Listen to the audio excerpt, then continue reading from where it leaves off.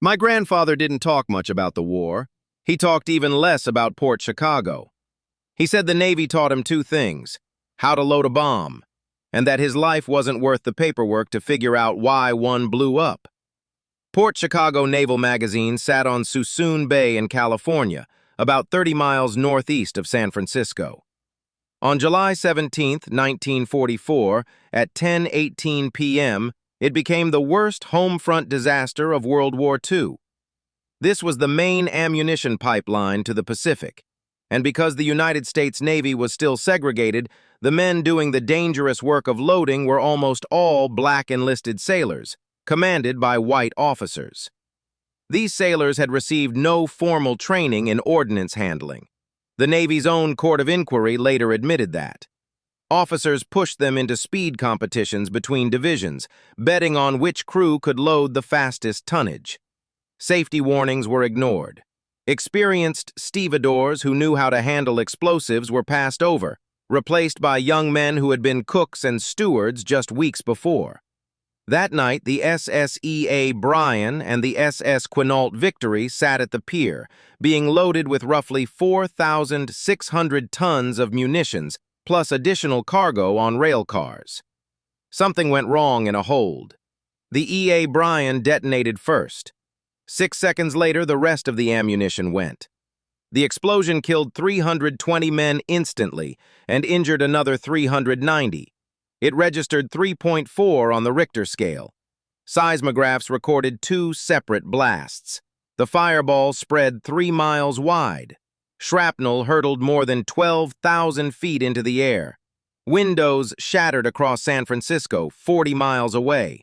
Both ships were destroyed, along with a locomotive and rail cars on the pier.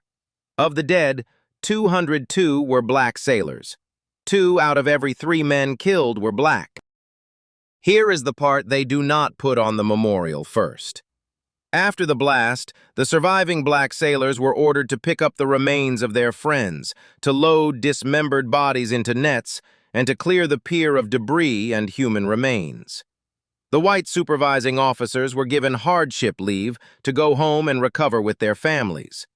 3 weeks later, with no explanation of what caused the explosion, no improved safety procedures, and no additional training, the surviving black sailors were ordered to Mare Island to resume the exact same job, loading live ammunition onto ships bound for the Pacific. 258 men said no. They did not refuse to serve their country.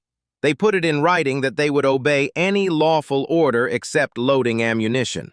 They said plainly, "We are afraid. We have just watched our friends die because no one taught us how to do this safely, and you are asking us to walk back into the same danger with nothing changed." The Navy responded with threats. Mutiny in time of war carried the death penalty. Officers told them they would be shot. Under that pressure, 208 men eventually returned to work. The Navy convicted them anyway at summary courts-martial for disobeying orders, sentencing them to bad conduct discharges and total forfeiture of pay. 50 men held fast. They became known as the Port Chicago 50, defendants in the largest mass mutiny trial in United States naval history. In September 1944, they were tried together in a general court-martial. All 50 shared one defense attorney, despite conflicting interests among the men.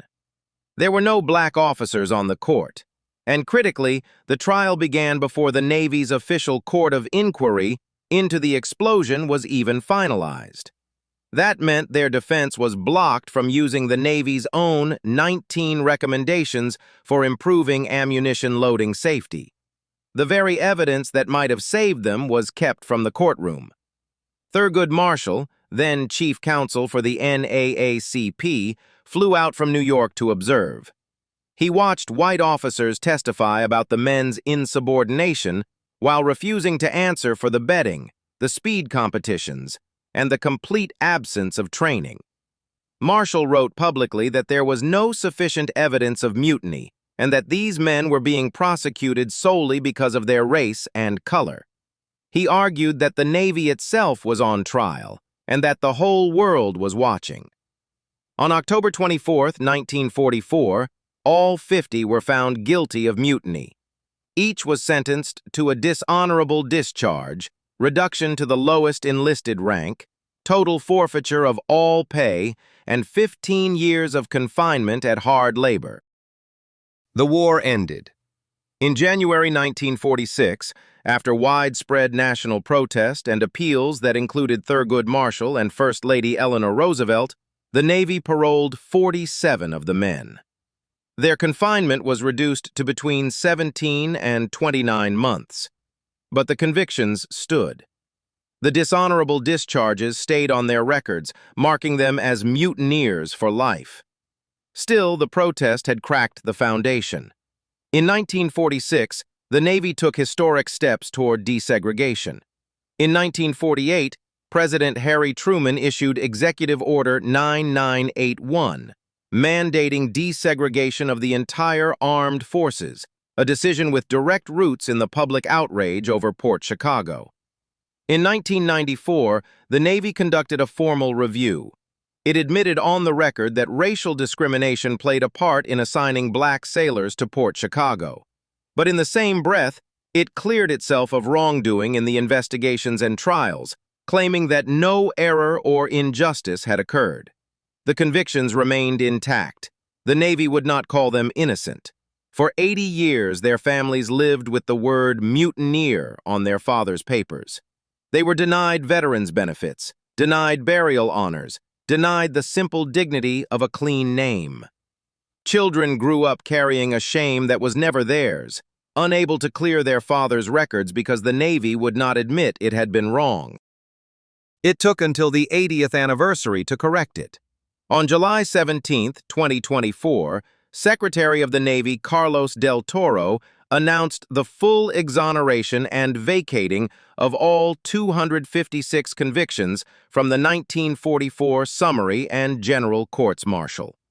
Thurgood Marshall, Jr., son of the man who had fought for them 8 decades earlier, stood present as the word mutineer was finally erased. These men were not mutineers. They were 17, 18, and 19-year-old black kids who understood their value to a country that did not understand theirs. They did not refuse to fight.